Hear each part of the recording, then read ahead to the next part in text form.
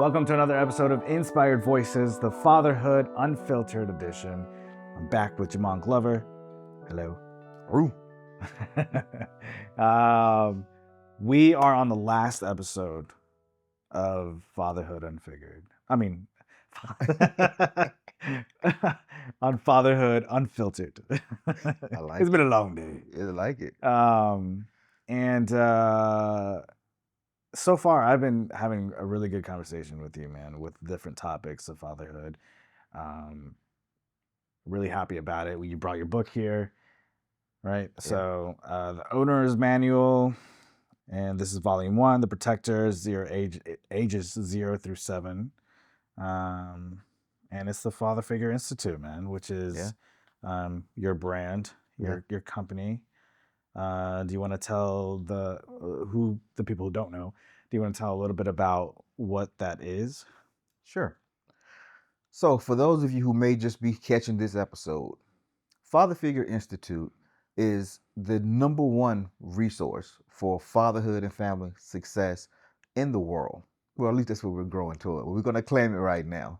But it is a place where we gather as men. It's a safe space.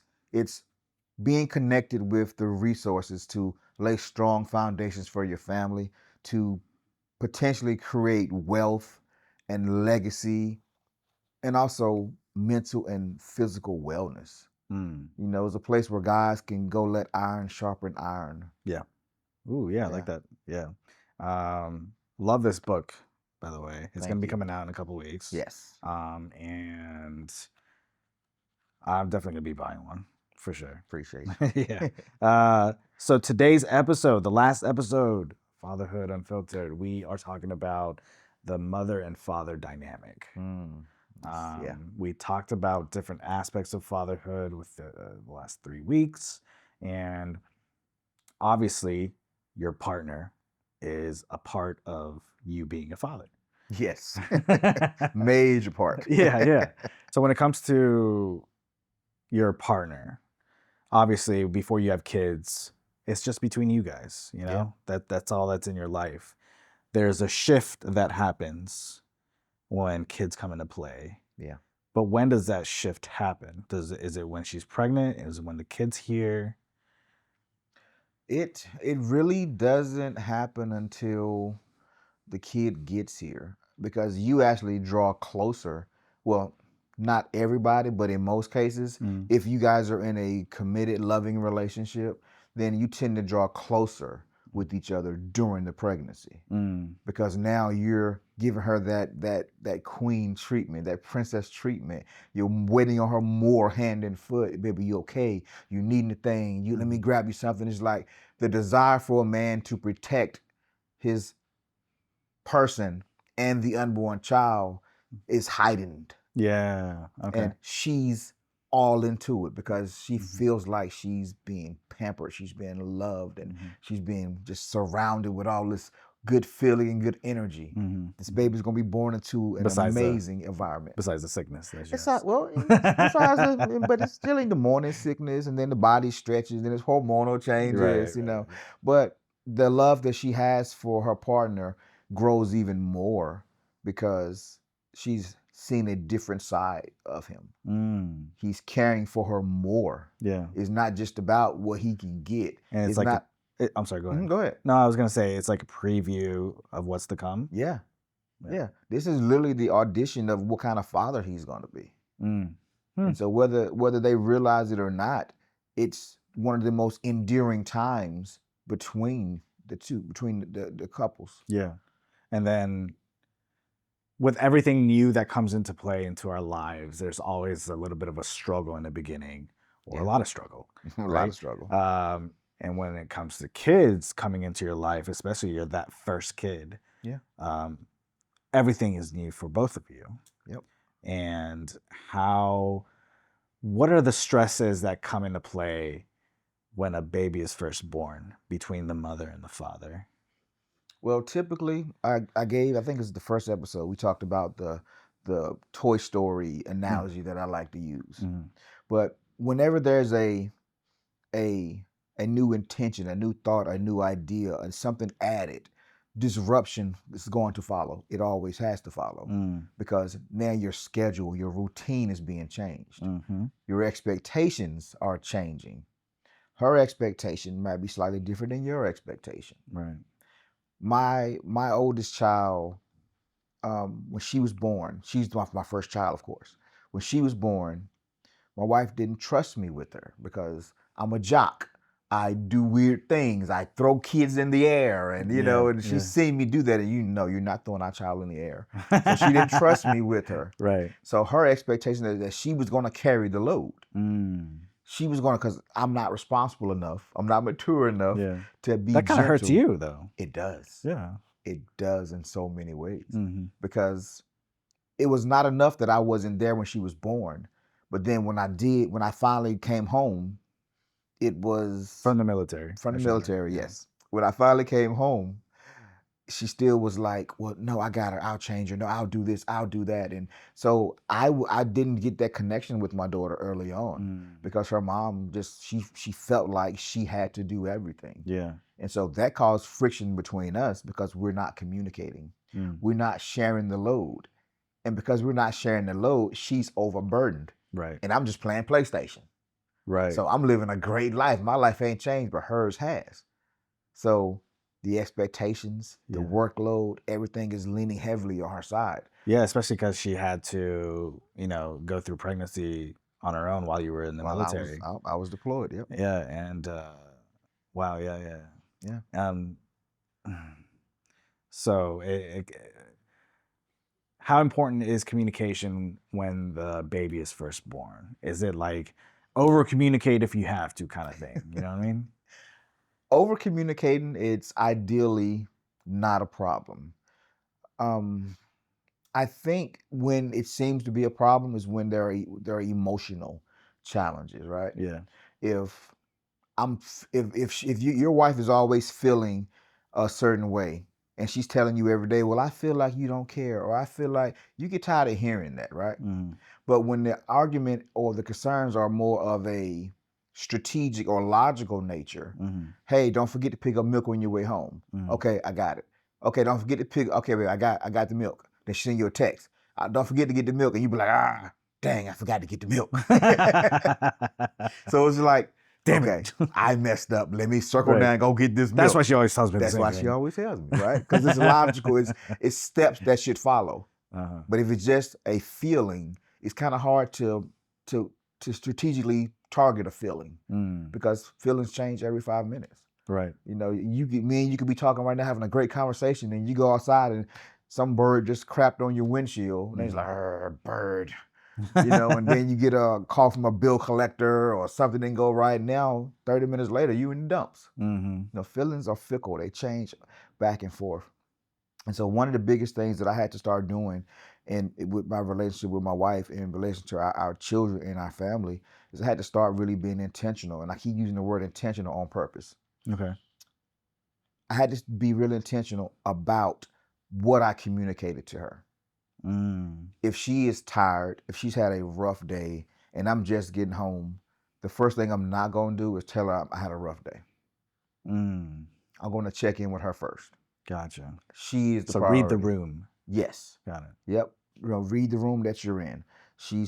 Her hair is messed up. There's toys everywhere. She's looking defeated right now. Let's not dump my problems on her. Don't add more to her plate. Right. Instead, hey babe, you go get your nails done, or go take a long shower or whatever, and I'll take care of the kids. I'll start dinner. Yeah. My stuff can wait till later, because she'll ask me, babe, thank you so much. I feel so much better now. How was your day? Yeah. So now it's like, it was challenging, but I got through it. I'm just glad that you're good. Yeah, I think a good point to note is knowing your wife, knowing your partner, and knowing that, like I told you before in previous episodes, that me and my fiance always check in at the end of the day. How was your day? Yeah. Right? Each of us. Yeah. And so when you see that your partner is struggling and stuff like that, they go relax, go do your thing, go take a bath, and trusting that she's still going to come back to you and ask about your day. Yeah. And see how you're doing. Yeah. And it's also giving the grace, even if she don't come back, that night. Maybe it was sometimes it's things that go on in our life that we don't really feel comfortable sharing in the moment, but it won't leave our mind. Yeah. So we act out of routine. Right. And so once we get used to a certain routine, we expect this treatment, and when it don't happen, now it's okay. What's happening here? Did I fuck up? Yeah. So for guys, it's like, okay, what did I do? Yeah. For girls, it's like, who is she? Is there somebody at the office? Did he meet somebody today? So why he's acting differently? Because it's a feeling thing. Guys are like, okay, I got the milk, I got the Pampers, did I pay? Yeah, I paid, the Wi-Fi's paid. Okay, I think I did everything. Okay. Yeah. It's weird how that plays out, but it's true. Right. So yeah, that's connecting with your partner and stuff like that. When it comes to having kids, there's a separation that happens, I think, because now there's a kid, and it's about the kid. Yes. It's about the baby. Yes. So there's a connection.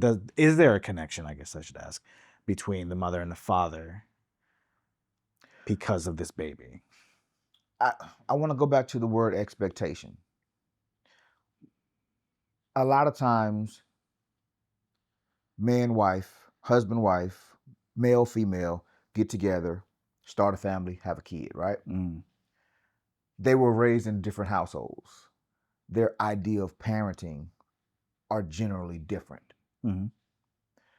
Girls carry more of the emotional load and the maternal connection because they carry and birth this baby. Yeah.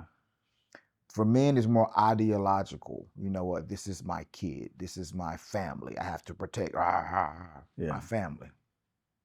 And so what happens is my style of parenting, from how my parents parented me, her style of parenting, from how her parents parented her, they're now coming to clash. And so for a lot of guys, we're just automatically cast into the disciplinarian role. Right. Mom is the nurturer, the lover, and daddy is the protector, the provider, the disciplinarian.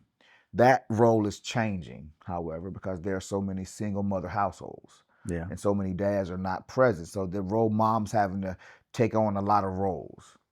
But I'm sorry, what was the original question? Is there a disconnection between the mother and the father when there's a baby in play? Okay, I just want to make sure I was still on the right point. Sure. So when that child comes, both parents have an expectation, but they don't communicate that expectation beforehand. That's what we talked about in motherhood too. Yeah. They don't connect it beforehand. They wait till the child gets here, and now instinct kicks in. Now habit kicks in, and so now one parent is doing this thing, and the other parent is like, "What are you doing that for? Why? What's happening over here?" Right. No, my mom did it this way, or my dad did it this way. And you're not my dad. I know I'm not your dad. This is my kid, though. And so now you're having this disconnect. I think communication is the glue for most relationships. Right. And so being intentional about having those conversations before you hop into the fire, it's like in the military. You train for years before there's ever a conflict. So true. That when a conflict happens, you already know how to respond. Yeah. When you're doing martial arts, you do katas, right? You do forms. So your body gets used to the motion, and then you make it a little bit faster. And so as Bruce Lee say, now your body is hitting and you're not. Because it's not even conscious anymore. It's a subconscious thing. It's an unconscious thing. Yeah. So getting to that place where with your significant other about how do we want to raise this kid? Right. What faith, if we have a faith, are we raising this kid in? What do you think about discipline? My dad was abusive, so I don't really want to spank my kid. Well, I think there's no other way but to, put a little pressure on from time to time. Okay, well, what does that look like?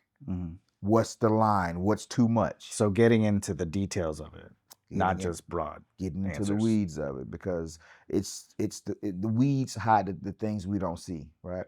If we have trauma, then weeds are hiding our trauma. Actually, we're hiding our trauma in the weeds. Yeah. and it don't come out until now we're responsible for somebody else. And now they're not cooperating because that baby he don't speak your language yet. And so Yeah. he ain't gonna be cooperative, or she ain't gonna be cooperative probably the first 3-4 years. Right. And so that's why being a father and healing your own personal trauma is so recommended, because the baby gonna put pressure on you. Yeah. Your wife's gonna put pressure on you. And if you're not whole, you're gonna snap somewhere. Or you potentially could snap somewhere. Right. A lot of guys get through it, but when they come through it, they're disconnected, they're disjointed, they're drinking heavily, they're never coming home, they got side chicks everywhere, and then they got more babies and more frustrations and problems. Yeah, it's a cycle, right? It's an ugly cycle. That's one of the things that I made a point to do in my life was, growing up, is to break all these generational curses and heal all these traumas and stuff like that, because I knew that I didn't want my kids to, I didn't want to pass it down. Yep. And then there's that was me doing it by myself though. And I feel like that's when therapy could be good, right? As well, to make sure that you are healed properly. Yeah. Because come to find out, I'm healed when this thing happens, but this other thing happened that triggered the same thing. Yep. And that means that I'm not completely healed. Yeah, but it's a journey. Healing is a journey. Life is a journey. We're all becoming something, right? So let me give you a broad picture. Let's say you want to be a world champion black belt. Yeah. Right? World champion. You whatever the highest level, you won them all. You're not going to start out today and get there. Right. Just they're not going to send you an invite. You're going to show up and you're going to win everything.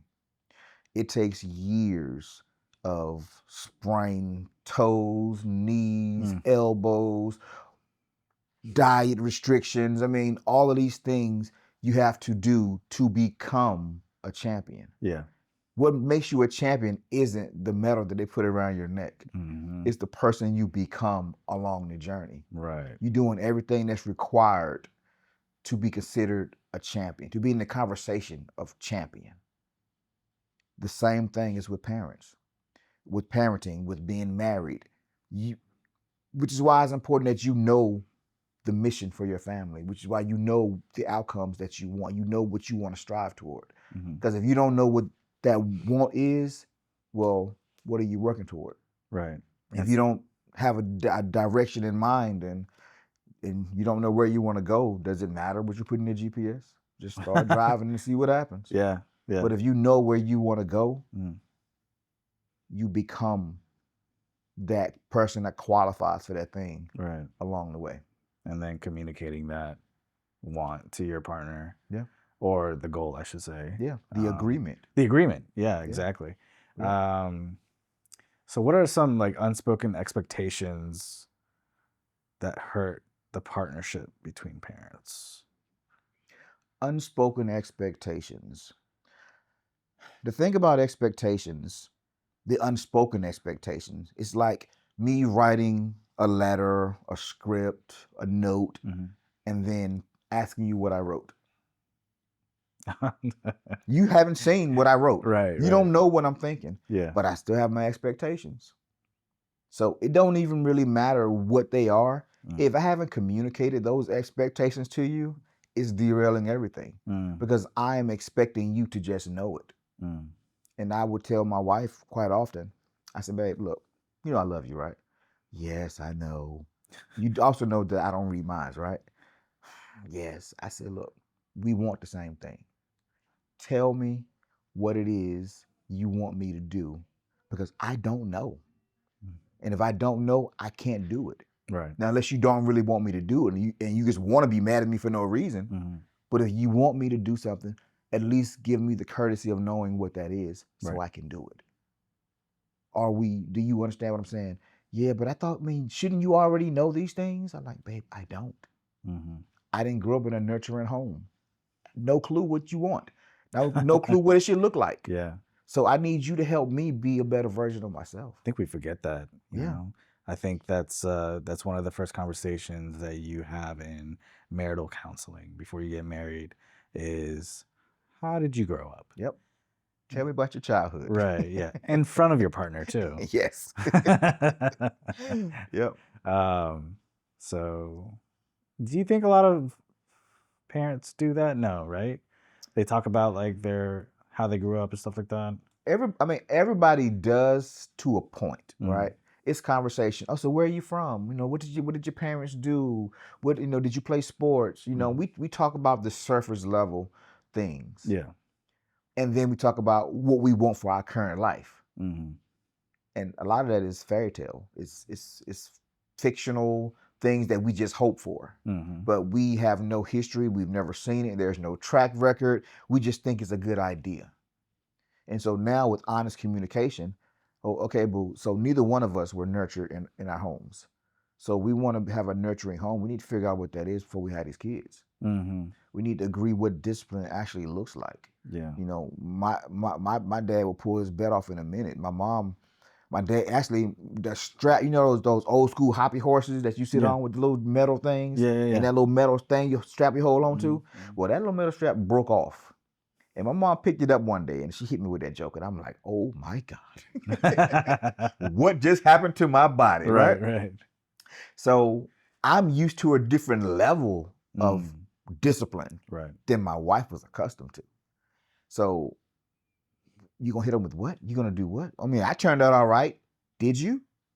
Those were conversations, like real conversations. Yeah. Did you turn out okay? You're not doing that to my child. This is our child. You acting like it ain't yours right now. If you love him, why would you do that to him? I mean, I got to rethink some things. Yeah. What is love? What is the mission? What do we want for our children? And we have to be on the same page, because if we're not, then the children are going to start playing us against each other. Yeah. But how do you, like, obviously you could think back to your own childhood and stuff like that, of different scenarios that would happen, how we would deal with it and stuff like that. But how do you truly know, like, what scenarios you need to talk about before the kid happens, is there? Yeah, well, it's not so much scenario, like in-depth scenarios, but it's just a general conversation. How do you see yourself disciplining your child if they talk back? Yeah. How do you see yourself disciplining your child if they're disobedient? How do you see yourself handling when your daughter sneaks out the house when you told her to stay in? What do we do in those cases? Yeah. Okay. What happens if your daughter's SACO comes on and I'm at work and you're home with her, or I'm out and about somewhere? What are we doing? What are you doing if you come home and your son has the neighbor's daughter in the room? It's just general conversation, not the in-depth things, because you can never really guess all the scenarios. Sure. But the basic principles. Do we believe in anything? And if so, how do we worship? How do we bring it to our family? How do we discipline? What our parenting styles are? Matter of fact, we need to take some personality tests to see what our personalities are. What are we more prone to? What's your attachment style? And understanding, okay, so I'm this, so I'm more than likely going to be the parent that's going to be the permissive one. I'm going to probably be the parent that's the helicopter one. Or I'm going to be the one that's going to put them in a bubble and not let them do anything. Yeah. Our story makes us who we are. So the more we understand our story and the more we're able to communicate that story to our partner, the better of a relationship we can have and family we can build. So yeah. Being open, right? Yeah. And vulnerable, like we talked about in the previous episodes. Vulnerability it's like the battery in the car. It's like you got everything done, but you ain't getting no spark out of that battery because you won't be vulnerable. You won't be vulnerable. Right. And that's what's going to make people trust that this car is going to crank up. It's what's going to make your family say, okay, my dad is a real person too. Oh, yeah, my dad failed. Right. Oh, my dad was this, my dad was that. So I don't have to be perfect. Right. I feel like I can talk to my dad about anything because I know he's not going to judge me. I think the failure part is a big one, especially when it comes to kids. Yes. Being okay, failing in front of your family, Yeah. Because in front of your partner. for most children, they were the apple of everybody's eye. They've been celebrated for everything. At one point, they couldn't do nothing wrong. Right. Everything was cute. And, oh my goodness! Oh, he said a bad word. Oh, ho, ho, ho, ho. I mean, Mhm. whatever it is, you know. And then they now have to go out there and compete against somebody else. Yeah. And now this is what failure feels like. I don't like that. My family's looking at me different. They look at me like they feel sorry for me. It's not a celebration. You know, I get sorry. I get the let's just get a couple. Let's get a ice cream cone and we'll just go home. Yeah. You know, it's no party, no celebration. So yeah, I want this. I want the party. So I want to win. Right. Right. Which is why kids love getting the trophies whether they won or not. Because it's I was here. I did it. Yay! See, be proud of me. Yeah. What do you think about those? I'm not a fan. I'm not a fan either. I'm not a fan.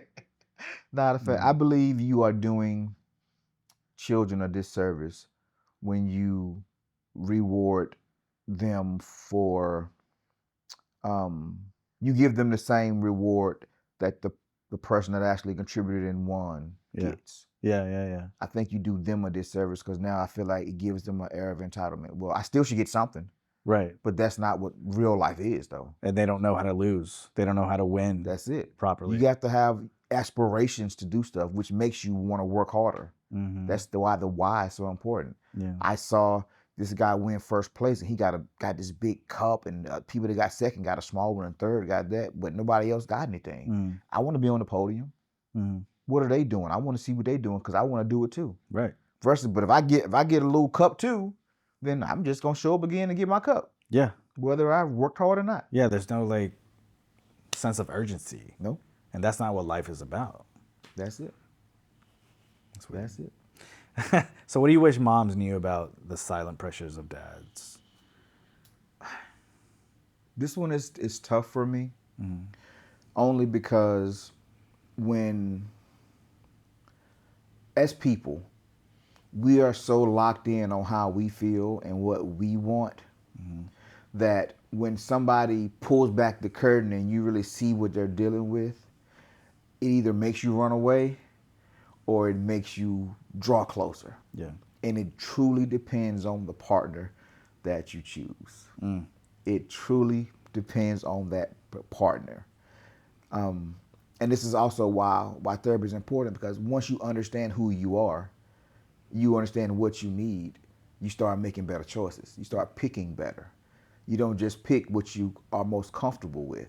Right. If you grew up in a household with a father that was an alcoholic and a mother that was verbally abusive, well, that's the first people you ever fall in love with. Right. And even though you hate it, guess what? You silently keep attracting because it feels like home. You don't want it, but it's familiar. Right. You know that. You can trust this. But this person that's trying to be all sweet and nice and bringing me flowers is, thank you. I don't trust him. He's too nice. Right. I'll put him in the friend zone. Yeah.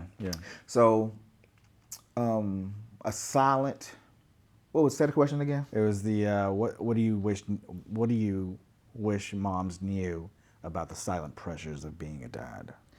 Just because he's quiet, just because he's not saying anything, it doesn't mean everything is okay. Yeah. It doesn't mean everything's okay. Because unfortunately, so many men suffer in quiet desperation. We sit back, we feel hopeless, we just going through the motions, and we just praying everything is going to work out, but we really don't hope. We don't have any faith that it's going to work out, but we don't know what else to do. So we just go through the motions and take it as it comes. So I see if you see your partner becoming robotic, I guess you could say. That's a great word for it. Then check in. Definitely check in, because men will detach. The more robotic a man becomes, the more detached he's becoming. So that is for ladies. If your man is just going through the motions and it's no expression on his face, but he's taking the trash out, he's cutting the grass, and he's just looking like blank face the whole time, and he does it every week at the same time like clockwork, he's becoming robotic. He's detaching. How can women approach a man when they've become robotic? go back to your nurturing, Your feminine energy. yeah, that nurturing, that loving energy. Grab, when you talk to them, grab them by the hand, pull them close and talk to them. Hold both hands and just look at them and just talk to him. And, you know, rub his head, you know what I'm saying? When you're talking to him, grab his face, when you kiss him. Just those things really charges a man. Mm-hmm. Like, look, those subtle things. And it's not even about the sex. It's not even about, it's just that those small, that loving touch, that caress, it's life-giving to guys. Yeah. Yeah. Yeah, it really is. And that's why side chicks be winning. I ain't even throw it in there. But that's why side chicks be winning, for real. The hoes be winning. The hoes be winning. But that's why. Because the family has gotten robotic. Everybody is detached. My house that I grew up in, my mom was in the bedroom, my dad was in the living room, and my siblings and I were in our own rooms. We never talked to each other. Yeah. But we knew at 7 a.m. we need to be at the breakfast table. We knew at 9 p.m. we'd be heading toward that bed. Yeah. And dishes need to be washed after dinner. Everything was robotic. Yeah.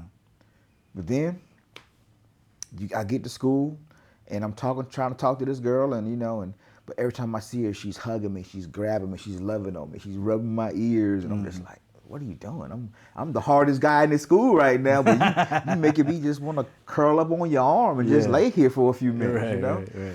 And then my wife, she's mad with me, she used to just want to just storm off or go take a drive or something, but now she just come to me, she'll just sit beside me, she'll just rub my leg, and she'll just look at me.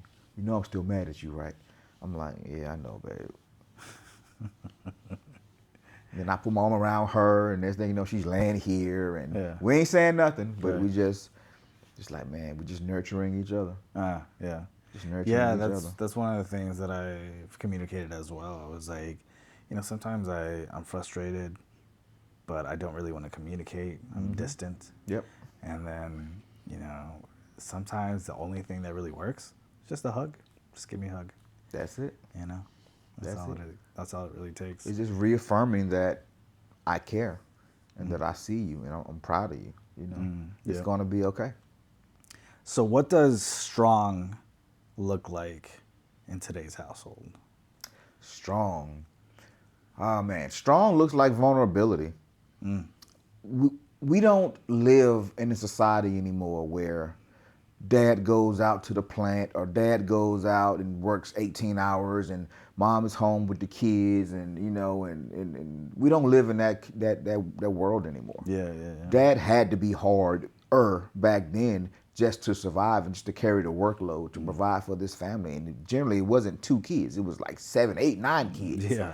And so it was a lot of mouths to feed. And so when he came home, he would sit in his chair and drink his beer and watch a show, then go to sleep. And he was celebrated. The kids respected him. The wife was appreciative, but that era is a bygone era. Yeah. Right? Yeah. And so now we're in this space where it takes, in a lot of instances, 2 incomes. Both people have to work in the house to make the household go. Right.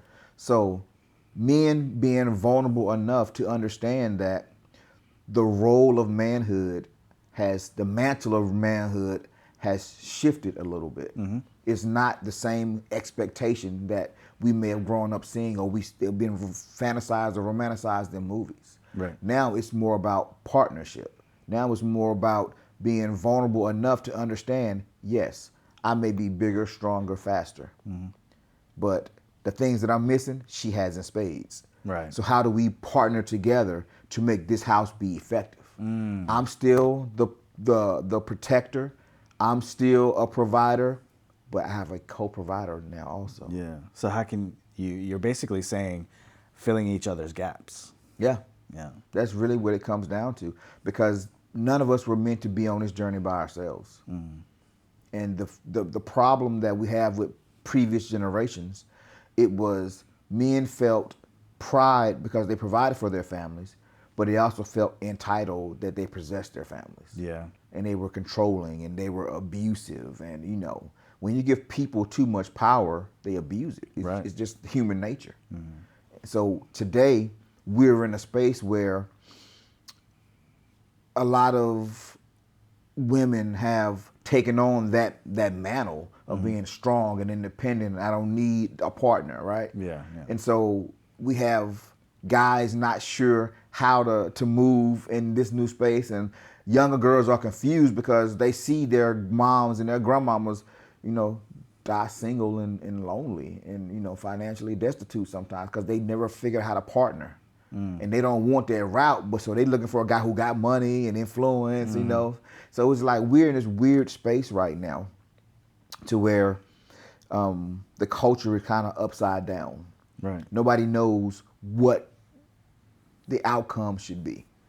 And I personally believe that it all starts with us, one, redefining what manhood looks like for us, but also understanding that the days of being hard and stoic, and I mean, it's a place for it, but that should not be our first leaning. Yeah.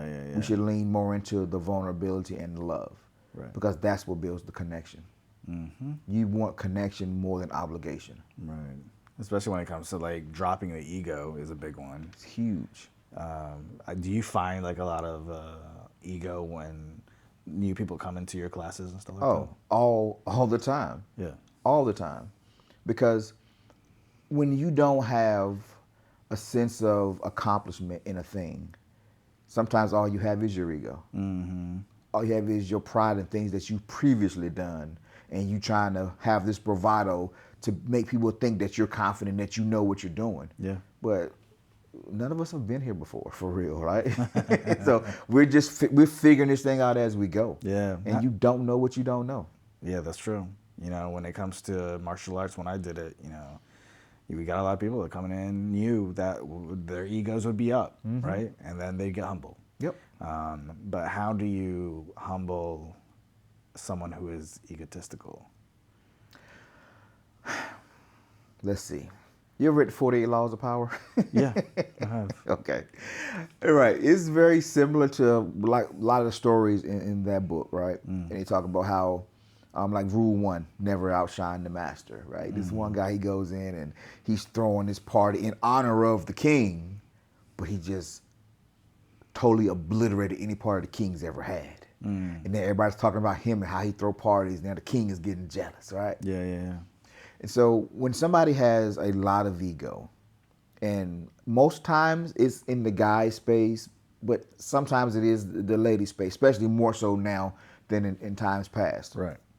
But when somebody comes in and they have a lot of ego, the first question you have to ask yourself, one, is this person worth going through the process with? That's the number one Really? question. So it's like you're vetting? You have to. Interesting. Because some egos are there because of just confidence. They've just done it so many times that they're just super confident in what they do. But that doesn't mean they're not open-minded. Right. The person who's coming out of trauma, though, that person is harder to deal with, because before they can drop the ego, they got to start healing. And you can't make a person change until they want to. So vetting is the first thing we all need to do before we even, if you see a person that's super egotistical, let's understand, okay, why is this person, is this person just confident? Right. Because they just had a lot of success in it. Right. Or is this person really hurting and trying to hide it? If they're hurting and hiding it, depends on how you made. It really does. Right. If you are the nurturing, loving, caring person that can deal with that, Right. then maybe it could be a good fit. But if you don't have the tolerance for it, just do both of y'all a favor right now and bag away. Is that what you do in your classes too? Like sometimes you have to turn people away because of that? Yes. The number one question I'm always asking, okay, why would you want to be a part of this community? Yeah. Why would you want to attend? Actually, because I do for the community specifically. Because some people, they just want to be nosy. They heard somebody else was doing it. They want to try it out for themselves. So I always ask them, okay, why? Why does this interest you? And they'll say, well, my PO told me that I need to do something. I'm like, oh, so you don't really want to do it. You just kind of just trying to check the box. Yeah. All right, well, let me see if I can refer you somewhere else where you can go check the box. Because I only want people that's coming because they want to improve, they want to grow. Yeah. You know, You usually refer them to like a therapist. they're definitely not going to no therapy. Right. But there's other programs out there that have, you know, just general parenting classes or, you know, fatherhood classes, just general. Yeah. What we do is very, very specific. It is very intentional, and we all want to work with people that are intentional. And so it's a real fine line. Yeah. But it's one that's worth it. That I've discovered that it's worth it. Yeah, that makes sense though. Yeah, because it's not just about your brand, but it's about the community you're building. It's about the community. It's the results. I know what I want to see in the end. Yeah. And if I bring a bunch of people in that don't really want to be there, it's not ever going to be what I want it to be. Right. Because I'm not talking about just changing a couple of families for the better. I'm talking about changing a whole culture. Right. And there are very few things stronger than culture. Politics ain't stronger than culture. All right. Yeah, that's true. So it's like I want to change the culture. I want to create healthy families. I want to create positive role models for children. That's why it's called father figure. You might not have any biological kids. However, you are still a father figure for any small child that sees you. Especially if they don't have a father in their life. Yeah, that's true. So we're all are fathers or father figures in some way, shape, form, or fashion. And so I want this energy. I want this education. I want this mindset to permeate the culture, and people will start making more responsible decisions, whether it's from music, because I love hip hop. I love hip hop. Yeah. Oh my God. It's so hard to support it sometimes. Got that mumble rap. You know what I'm saying? It's so hard to support it sometimes because it goes against everything that I stand for in a lot of ways. Right. But I understand how it got there, Sure. but it don't have to stay there. Exactly.